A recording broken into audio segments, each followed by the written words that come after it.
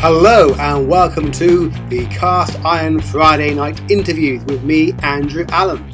Every week we're speaking to a creative about the work they're doing or perhaps not doing at this time of year during the lockdown or beyond and whatever's going on in their lives. And this week our special guest is Rachael Carnes. Hello, how are you?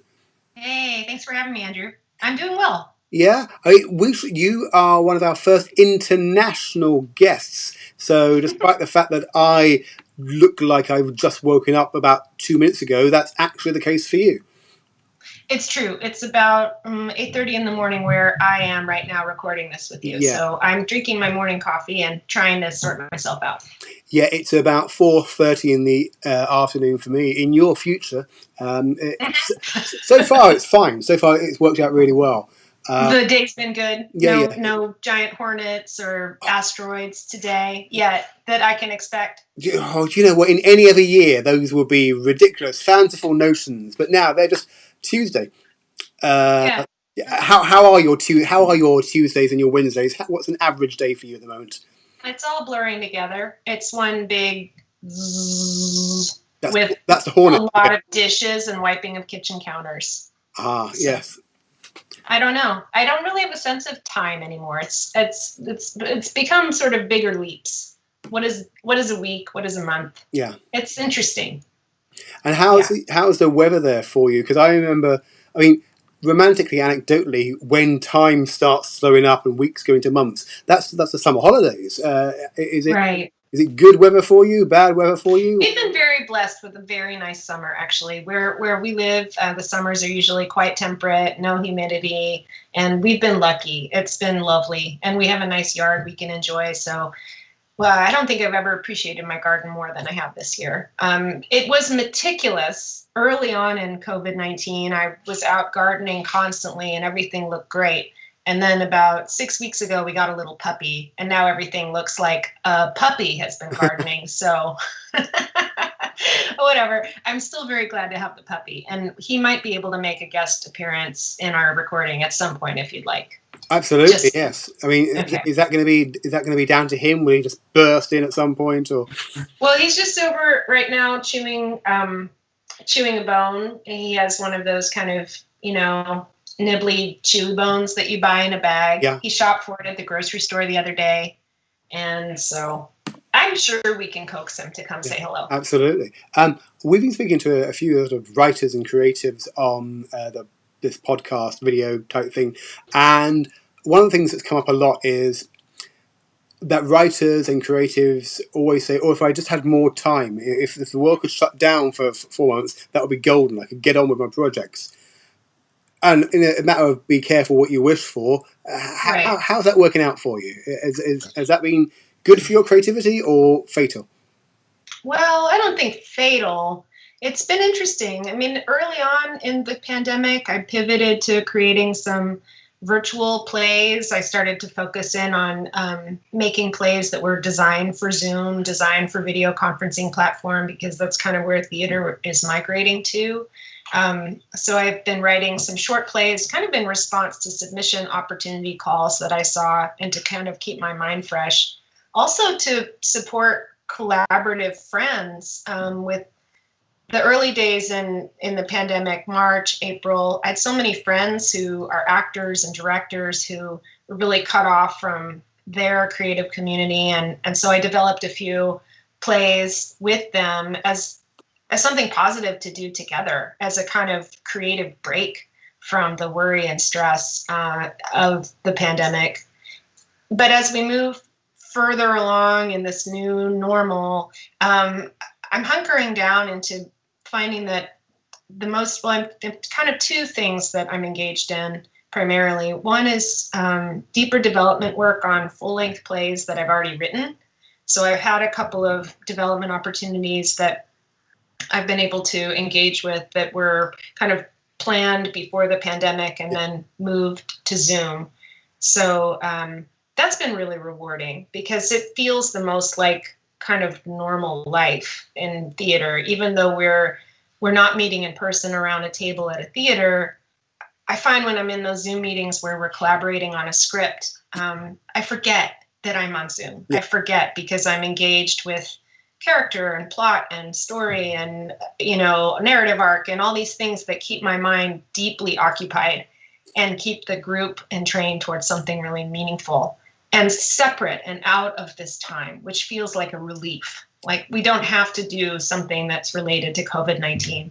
So that's one aspect of what I've been working on that I find really rewarding. And then the other piece that I've been doing that's been fun is to take plays that I already kind of had in my file and finding a way to reinvent them for this new virtual platform. So I have a play that I wrote a couple of years ago called Fumble Winter, which was kind of a longish one-act, very wacky play set in Iceland in the year 830, which is the year that the Vikings invented meetings. If you didn't know already that Vikings invented meetings and that's their legacy for the world, then now you know. I went to Iceland a few years ago with my family and learned that the place where the meetings were invented is this park, Thingfeller Park, where they had this thing, which is the origin of the word thing. And I'm a weirdo, and my mind started to go, what do you mean they all came together and they did a thing in the year 830? That's nutso. So I thought, well, we're still doing things and they're kind of meaningless. I mean, I'm American and I think you kind of have a sense that things are not going so well here. So the play, it takes place in 830, but it takes place now. All the Vikings then are too distracted by their smartphones and their latest gadgetry to really notice impending climate change.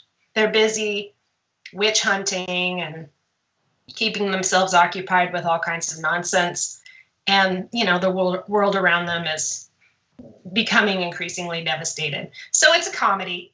And it actually works incredibly well over Zoom because now as we've done these development moments for the play or teleplay, it's just hilarious to enter a Zoom meeting with all these actors dressed kind of as ad hoc Vikings with whatever crap they found around their homes. A guy with a colander on his head or a woman with a bath mat for a cape or whatever, So we're having fun. And that'll be coming out in the fall. We're going to be doing our recording of the webisodes this month, and then I'm rolling that out. And then this other piece that I've been developing is from a play called Binders, which is a couple years in the making and was supposed to premiere in June at the Hollywood Fringe Festival at the Broadwater Theater, and it, that was canceled. So the creative team, we put together all the funding for the play. We had actors on board, wonderful director, and then we just thought, you know what? Let's figure it out online. So we pivoted to make it an online project as well. So that's been interesting for me because even in the midst of the pandemic, it's enabling me to learn, to experiment. I don't know if learning is something I'm doing. I'm experimenting with a new art form, which is working more on screenplays or teleplays, which are their own special thing. Well, so anyway, blah, blah, blah, that's what I'm doing. Yeah, well, indeed, because obviously teleplays and screenplays is one thing because you have the advantage of edits and longer scenes and location work, whereas writing or rewriting your work for a conferencing call, I know. I mean, how much does the form dictate the content then? Is it going to be that it's often one-on-one conversations or conversations where it's purely about the dialogue, i.e. like a phone call or a conference call? How much are you aware of that?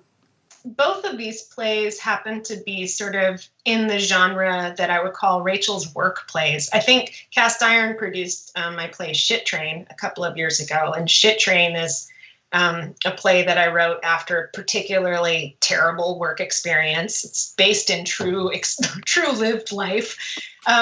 So both Fumble Winter and Binders sort of explore the absurdity of the working environment that most of us can relate to day to day. So what's kind of wonderful about Zoom is that you can take all the sort of basic tools that Zoom affords you, like the whiteboard or screen sharing or the chat, and you can use them almost as slings and arrows. Yeah. So within Fumblewinter, I have the Vikings muting each other. I have them hiding one another's videos. I have them screen sharing inappropriate, you know, we have one scene where it cuts to a Viking era woman seductively pulling off her socks, which is meant to be sort of like someone's laptop screen gets shared accidentally and it's open to some sort of Iron Age porn site. I don't know. So we're taking Zoom and kind of parodying it, taking this space that we're all forced to spend all this time in and, you know, and mining it for what's funny about it, because it is kind of absurd. I think that Shit Train was the first thing that we sort of did for Cast Iron from you, and that's worth mentioning because obviously that title has I mean, occasionally depending on who you send it to, you have to put an asterisk in it to get through the sort of the filters. And so I seem to remember sort of going, oh, Shit Train, that'll be a interesting thing, and then really loving the play and really loving the surreality of the piece. And it should be acknowledged that you're a good part of the hard work of being a writer is all the stuff after being a writer and engaging in national and international opportunities and work. And I think of the many writers that I'm in contact with, you're quite an ambassador for that vibe and that sort of. I'm often seeing your champion of new work and that you're getting involved in stuff. How much do you have a number on how many times your work has been produced internationally? Well, if we count all the little plays, the short plays like Shit Train, I don't know. I think in 2019, for 10-minute plays, I had maybe 65, 70 productions, which felt really neat. I mean, for a person living in Eugene, Oregon, a mom, you know, I have a pretty quiet life. Having that community and collaboration all around the world has been really wonderful. It's enabled me to make new connections and friends and meet colleagues. It makes the world both bigger and smaller at the same time. And I'd say that in this new moment in our pandemic reality, that collaboration has only increased in the sense of kind of time and space melting away. And I hope that when we get to the other side of this, we retain that concept of connecting with people all around, because why not? We can use this video conferencing tool to do that. And, you know, I had a reading that was supposed to take place the full length at the Great Plains Theater Conference in Omaha. It was going to be a wonderful week-long residency. Well, it was postponed until next year. But I put together a dream cast of actors. There are 6 people in the play, plus the director and dramaturg.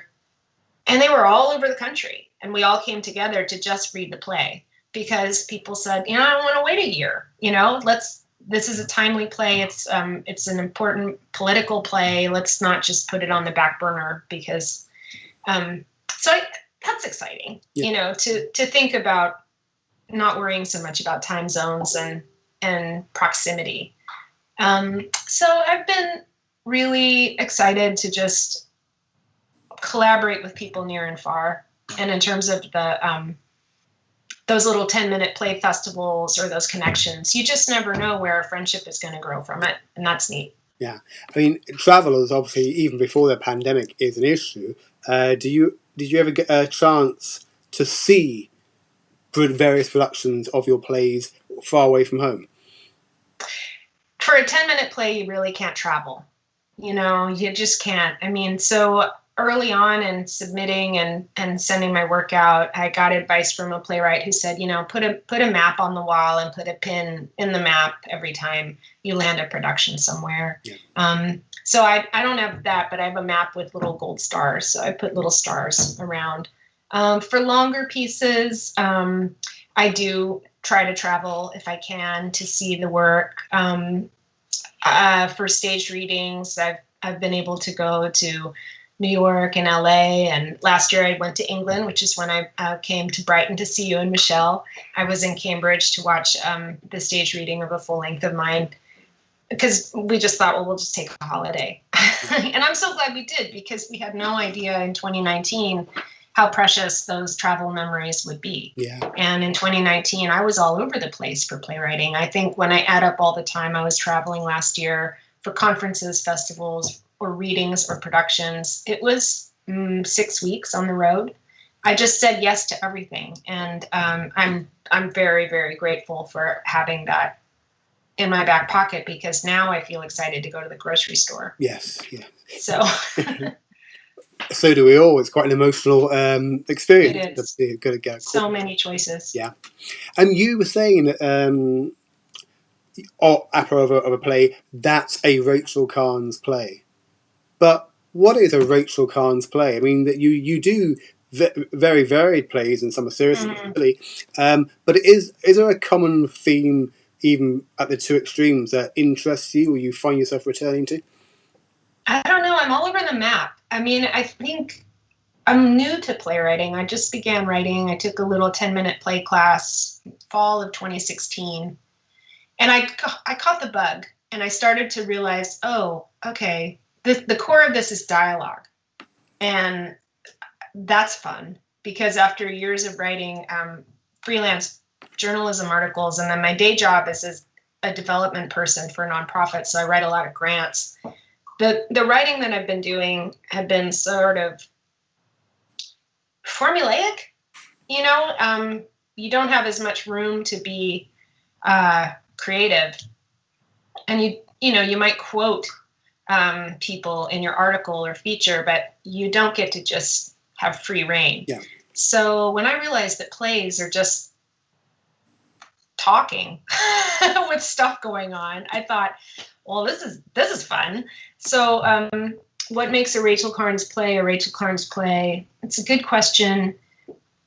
I'm not sure I can define it, because each one sort of fits the genre I'm trying to sort of speak to. Sure. I mean, I have plays that are absolutely absurd, and then I have plays that are more deeply felt and historical in nature. I have plays that are, doing pretty well with this play, a little family dramedy called Winberry Creek. It's 3 women in a cabin unpacking their problems.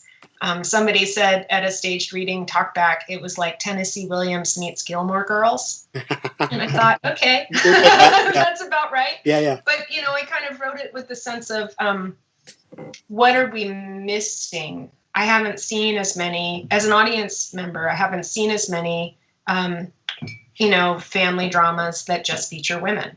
Yeah.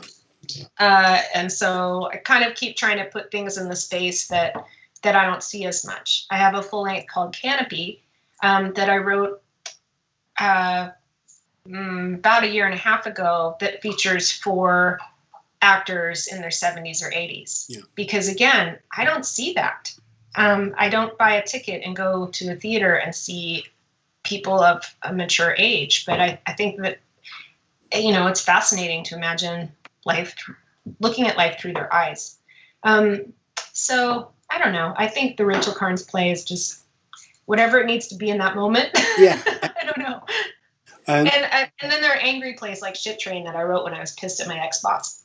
So some of them are therapy and an act of being cathartic and sort of. Absolutely. Yeah. Excellent. Yeah. I mean, I remember telling my friend at the grocery store and bemoaning to him having, hopped on another bad work ride. And he's just one of those very empathetic, easy to talk to people. And we were standing in front of the dairy case. And I remember saying, his name is Gino. Gino, why do I keep hopping on these shit trains? And it was like, well, there's your play. So excellent. Yeah. Talking about therapy, because we're coming towards the end of this little chat. You were speaking about the special guest that you might have in the corner. Oh, my puppy. Yeah, let's have a look. Okay, I'll be right back. Okay, so Hey, this is where I could just talk to you for a moment while we await the arrival of a dog. I have no idea what's going on here, but hello, how are you? Okay. Here we go. This is Mochi. Oh, hello, Mochi. He's chewing his bone. Hello. He says hi. Ah. Look at that. This is Andrew. That's Andrew knows your name. Do you want to say his name one more time? Mochi. Hello, Mochi. No. I often get ignored. It's fine. It's fine. We've just recently discovered, and I think it's also in America, but if you ever are in like a long Zoom meeting and you want a special guest on your Zoom meeting, you can hire a guest appearance by a goat. Which seems to be a thing that we all need in our Zoom meetings. We do. We need Zoom goats. Actually, I have a friend who has a farm, and they're going to do that as a side business to have their pigs join Zoom meetings. Oh, yeah.